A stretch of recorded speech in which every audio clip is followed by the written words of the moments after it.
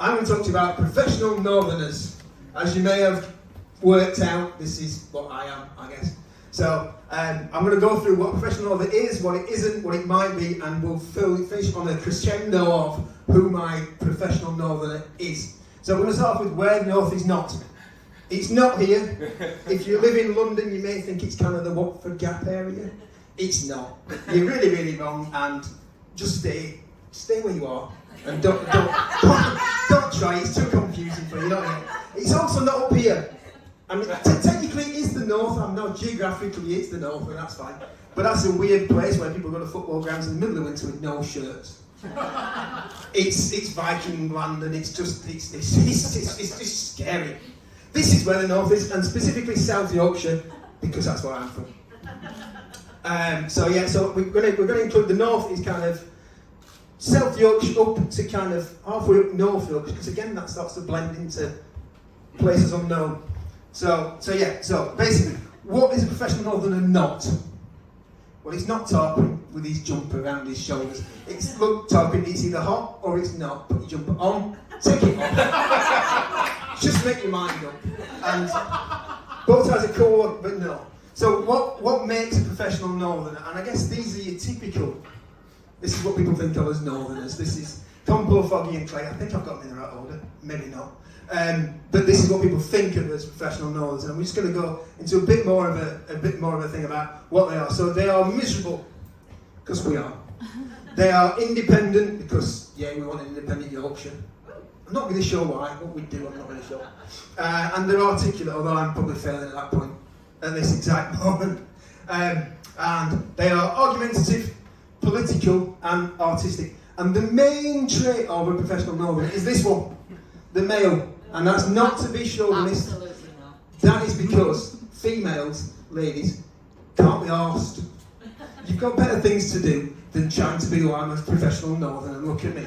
So who are the candidates? Well, I've got a rundown of 10 candidates. I did do this talk for people who may have seen this about 10 years ago. It has been updated since then, but only slightly. So the candidate's going to come up in a second, come on. So this is 2 candidates in one. This is Tony Wilson and Sean Ryder. They're from Manchester. Tony Wilson is really, really important because he's probably the person who created most of the amazing music from the 70s, 80s and 90s. He's the man who put Manchester on the map. Sean Ryder is a bit scary. This is Brian Blessed, who's really fucking scary. So Brian Blessed, a lot of people might not think he's another, but he's from Doncaster somewhere. Best known for being in the Flash Gordon movie and shouting, "Gordon's alive!" and flying and doing amazing things. This is Marquis Smith, who is miserable, articulate. He's also unfortunately dead. But he's from Manchester, so he's not my professional northerner. Much as I love Marquis Smith, amazing musician. If it's me and your granny on bungalows, it's the fall, is his famous line. This is Morrissey, again, very miserable. But my youth was kind of brought up on listening to Morrissey. Unfortunately, Morrissey went a little bit right-wing on us all, which was a bit weird. So unfortunately, Morrissey's not my professional northerner either. David Hockney, amazing artist, Bradford lad.